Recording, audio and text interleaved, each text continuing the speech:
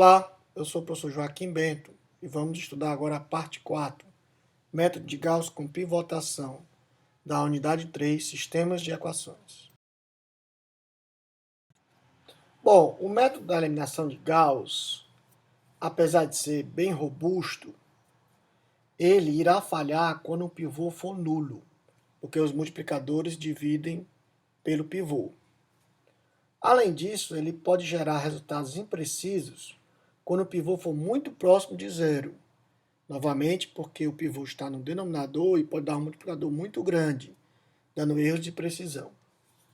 Por isso, para evitar esses problemas, adota-se uma estratégia de pivotação ou pivotamento, e que ela pode ser uma pivotação parcial ou uma pivotação total.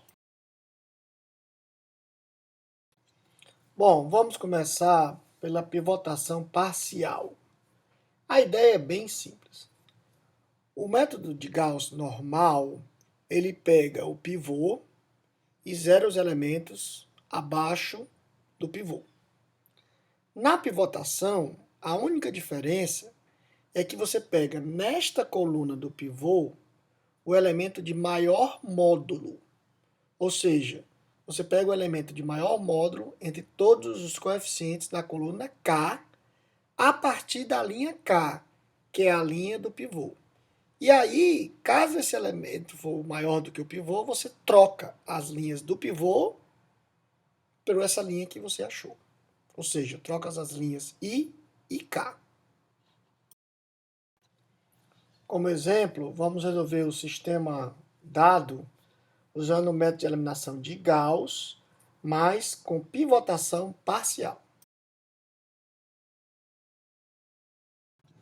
Então, na etapa 1, você pegaria o pivô e zeraria abaixo do pivô na sua coluna. No caso da pivotação, você escolhe o elemento de maior valor absoluto na coluna demarcada, no caso a coluna 1, para ser o pivô.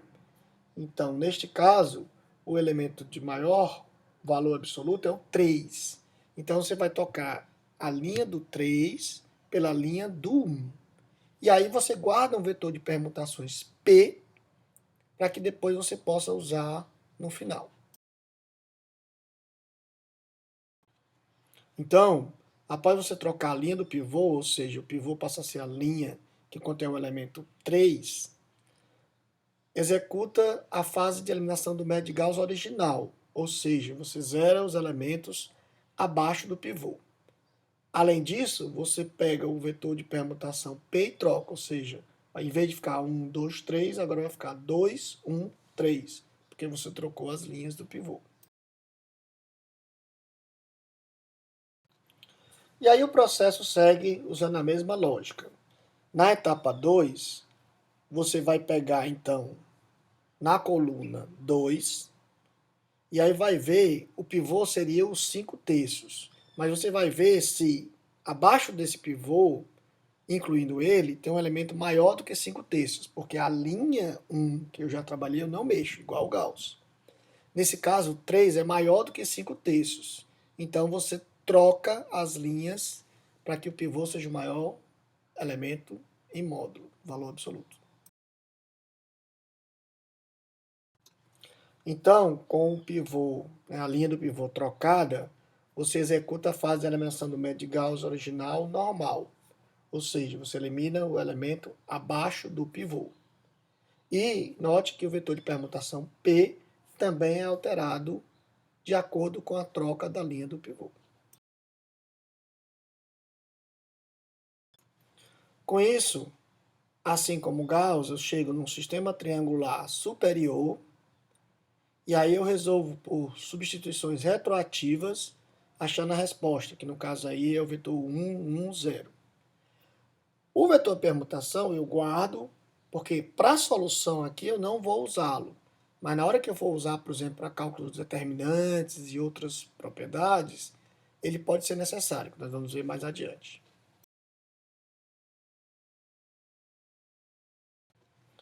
Então, sobre pivotação parcial, algumas observações importantes são que a única diferença entre o método de eliminação de Gauss com e sem pivotação parcial está no modo de escolha do elemento do pivô do processo.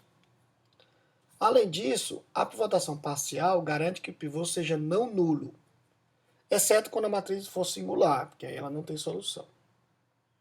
E os multiplicadores satisfazem a relação que está entre -1 e 1. Por quê? Porque eu estou pegando o maior elemento e colocando como pivô. E aí eu tenho um controle maior dos erros de arredondamento. Então, você pode resolver aquele mesmo exercício, aquele benchmark que nós estamos usando em todos os métodos, através do método de eliminação de Gauss, mas agora com pivotação parcial. E você vai ver que você obtém o mesmo resultado, que é o vetor -3, 5 e 0. Bom, a pivotação total, ela também não é muito complicada, só é um pouco mais complexa.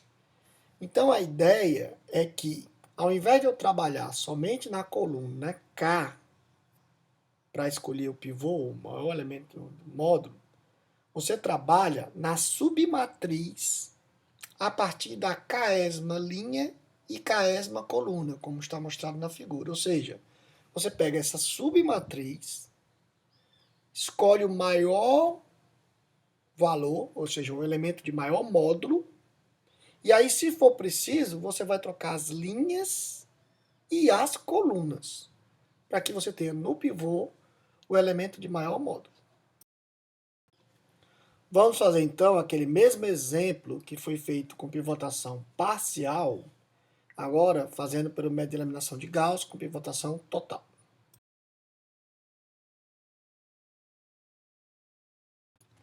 Bom, na etapa 1, no Gauss normal, o pivô seria o quê? O primeiro elemento, o A1. No caso da pivotação total, você vai escolher o elemento de maior valor absoluto nessa região demarcada, que é o que? A partir da primeira linha, a submatriz formada pela primeira linha e pela primeira coluna, que no caso aqui é a matriz toda.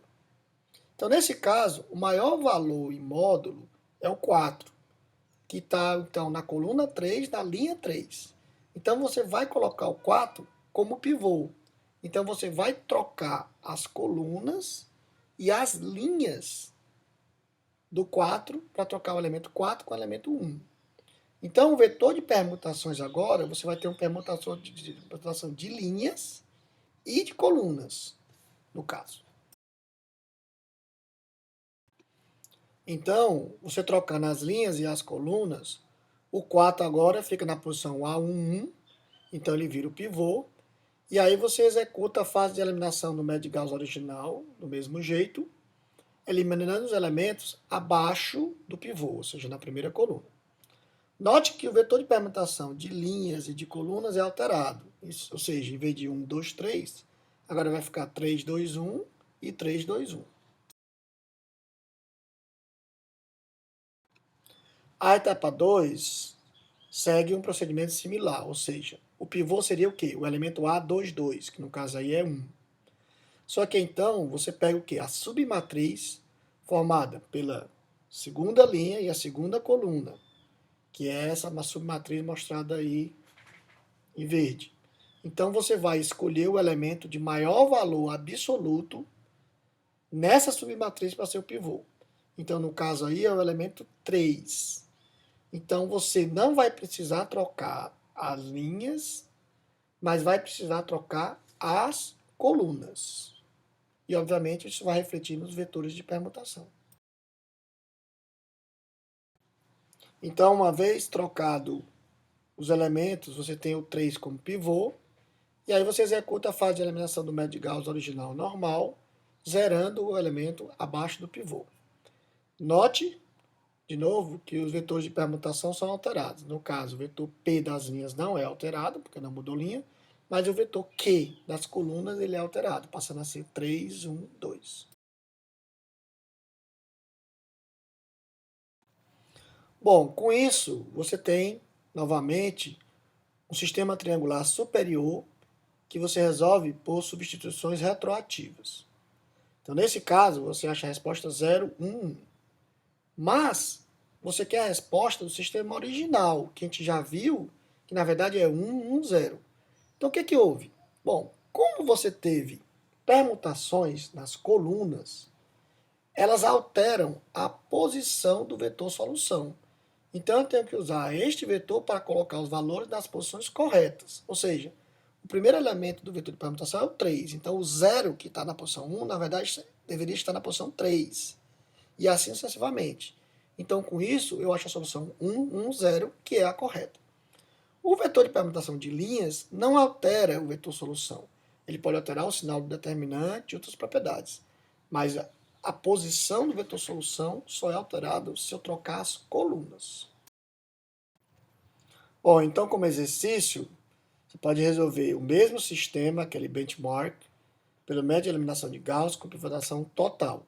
E você vai chegar novamente na mesma resposta do vetor menos 3, 5 e 0. Uma observação importante é que a pivotação total, por ser mais trabalhosa e mais complexa, ela só deve ser usada se for realmente necessário. Porque na grande maioria das vezes, a pivotação parcial já resolve. Então eu não vou usar a pivotação total se não for realmente necessário. Bom, uma outra coisa bem interessante e bem útil do método de Gauss é o cálculo determinante. Lá atrás a gente viu que para calcular o determinante pode ser às vezes muito complicado, porque você tem que usar aquelas submatrizes recursivamente, etc. No caso da eliminação de Gauss, o cálculo determinante ele é muito mais facilmente calculado. Mas qual é a relação entre os determinantes das matrizes dos sistemas equivalentes obtido por operações elementares? Isso é importante a gente ver antes para poder saber o que acontece nessas situações.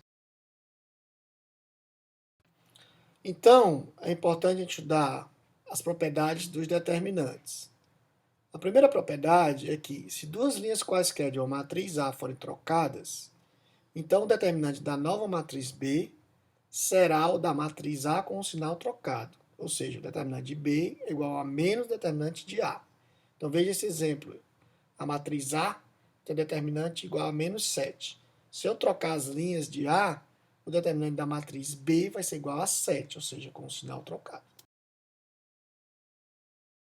Uma outra propriedade é que, se os elementos de uma linha de A forem multiplicados por uma constante K, então o determinante da matriz B resultante será também multiplicado por essa constante K, ou seja, o determinante de B é igual a K vezes o determinante de A. Então veja a matriz A, onde o determinante é menos 7, e eu peguei a primeira linha e multipliquei por 2, ou seja, dando a matriz B, então o determinante de B passa a ser menos 14, que é 2 vezes menos 7. Uma terceira propriedade é que, se o múltiplo escalar de uma linha de A for somado a outra linha, então o determinante da matriz B resultante será o mesmo da matriz A, ou seja, o determinante de B é igual ao determinante de A. Então veja essa matriz A, onde o determinante de A é igual a menos 7. Então, você pode pegar um múltiplo de uma linha de A, por exemplo, você pegou a primeira linha, multiplicou por 2 e somou com a segunda linha, dando a matriz B. O determinante de B continua sendo igual a menos 7. Note que é exatamente aquela operação elementar que a gente faz no Gauss, né? Que, ou seja, você não altera o determinante da matriz. Uma outra propriedade importante é que, se o A for uma matriz triangular ou diagonal de ordem n, então o seu determinante será igual ao produto dos elementos da diagonal principal. Ou seja, o determinante de A é o A11 vezes o A22 vezes o A33 até o ANN, que é o produtório de I de 1 a N do A e I. Ou seja, veja a matriz A, o determinante é simplesmente 2 vezes menos 3, dá menos 6. Veja a matriz B, é 3 vezes menos 3 vezes menos 2, que dá 18. Ou seja, isso também é muito importante, porque se eu tiver, por exemplo, uma matriz triangular superior lá em Gauss, no final do processo, se eu quiser o determinante, basta multiplicar os termos da diagonal. E como última propriedade importante é que se uma matriz A for multiplicada por uma matriz B, o determinante da matriz resultante, C, será o produto dos determinantes de A vezes B. Ou seja, o determinante de C é o determinante de A vezes o determinante de B. Então, suponho que eu tenho a matriz A mostrada, o determinante de A igual a 10. Eu tenho a matriz B mostrada, o determinante igual a 3 de B.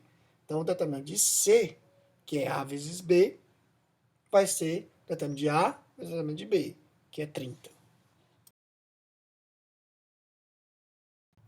Então, essas propriedades são muito importantes, porque para o cálculo do determinante, veja a primeira matriz, que transforma na segunda, que transforma na terceira.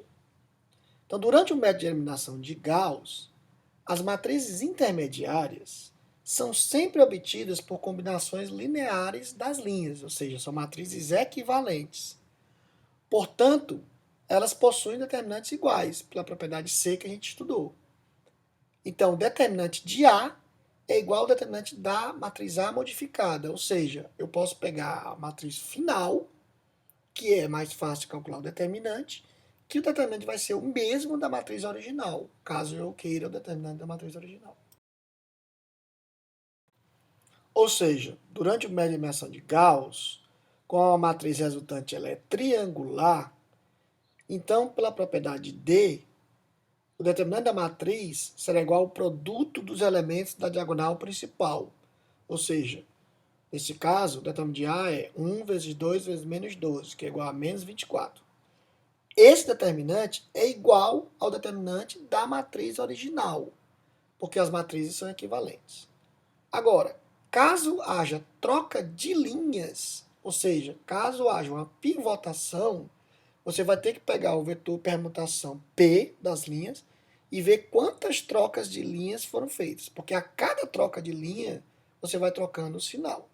Então o sinal pode mudar. Então, fazendo o exercício, vamos calcular o determinante da matriz A daquele nosso benchmark usando o método de eliminação de Gauss. Aqui nós vamos fazer sem pivoteamento, mas eu recomendo vocês tentarem fazer também usando pivotação, tanto parcial como total. O determinante vai dar menos 8, mas nós vamos mostrar como é que a gente chega lá facilmente. Bom, isso funciona até como uma revisão do método de Gauss. Então, sem usar a pivotação, você escolhe o pivô, que é o primeiro elemento, no caso o 3, calcula os multiplicadores, né, que é 1 sobre 3, com o sinal trocado, menos 1 terço, e 4 sobre 3, que é menos 4 terços. E altera a linha 2 e a linha 3 para zerar os elementos 1 e 4, alterando toda a linha 2 e 3. Na etapa 2, ou passo 2, você pega o pivô, 1 terço, calcula o multiplicador da linha 3, no caso vai ser 1 terço sobre 1 terço, dá 1, com o sinal trocado menos 1, e altera a linha 3 para zerar o elemento abaixo do pivô, obviamente, consequentemente, mudando toda a linha 3. Então, você chega no sistema triangular superior, mostrado, e esse quadro, que é só didático, mostra que o novo sistema foi formado pelas linhas L1, que é a linha original que você não muda, não mexe, a L4, que é a linha que foi mudada zerando os elementos do pivô, considerando o pivô, e a linha 6, que é mostrando a linha 3, né, zerando os elementos do pivô. Isso só para efeitos didáticos, mas o que importa é o sistema triangular superior que você chegou. E aí, pelas propriedades que nós já vimos, o cálculo determinante é dado simplesmente multiplicando os elementos da diagonal. Ou seja, 3 vezes 1 terço vezes menos 8, que dá exatamente o determinante de A igual a menos 8, que é também o mesmo determinante da matriz original, que é o que realmente você desejava. Ou seja, você calculou o determinante de uma maneira mais simples, sem usar toda aquela forma analítica de submatrizes, recursividade, toda aquela coisa complexa que a gente viu lá atrás. Bom, voltando então à questão da pivotação, quais são as vantagens e desvantagens, né? As vantagens da pivotação é porque ela ajuda ainda mais para aumentar a robustez. O método de eliminação de Gauss já é um método muito robusto, mas podem ter problemas se o pivô for zero ou próximo de zero. Então, ele aumenta a robustez. Então, ela evita que o sistema fique sem solução e pode minimizar os erros na solução, porque não cria multiplicadores muito grandes e, consequentemente, erros de arredondamento. Por sua vez, como desvantagens, a pivotação é mais caro computacionalmente que o Gauss normal, que já é um método bem lento, bem caro. A pivotação total exige mais cálculos ainda, muitos cálculos, por isso que não é muito usado. Já a pivotação parcial exige menos cálculos, então é bem mais usado. Então sempre você deve priorizar o uso da pivotação parcial. Bom, o número de passos continua fixo, o que é uma certa vantagem, mas também você não pode diminuir o número dos passos, que é uma desvantagem do método de Gauss. E continua tendo os mesmos problemas para as matrizes esparsas, porque é um método de Gauss, então ele continua tendo aquele mesmo problema do método de Gauss. Então a pivotação ela só deve ser usada se for realmente necessário, senão você deve ficar com o método de Gauss, a eliminação de Gauss normal.